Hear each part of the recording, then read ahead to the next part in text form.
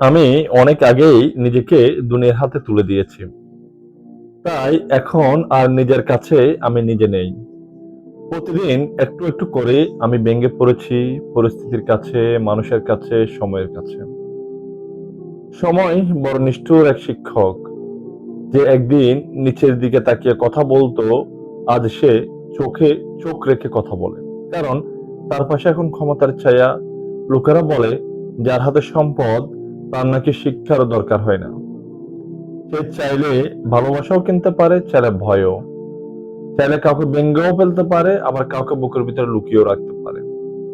সময় মানুষ ছিনায়, বিশেষ করে নিজের মানুষকে।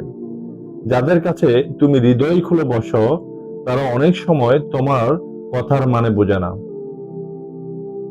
এটা শুধু তাদের অক্ষমতা নয়, এটা সময় নামের এক নিষ্ঠুর ফাঁদ।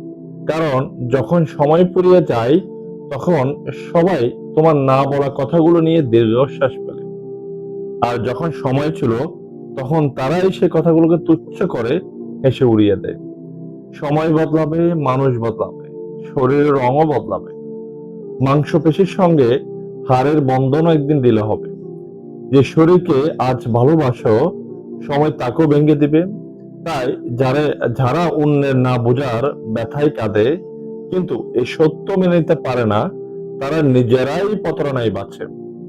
তার নিজের প্রিয় শরীরটাও সময় একদিন কেড়ে নিবে।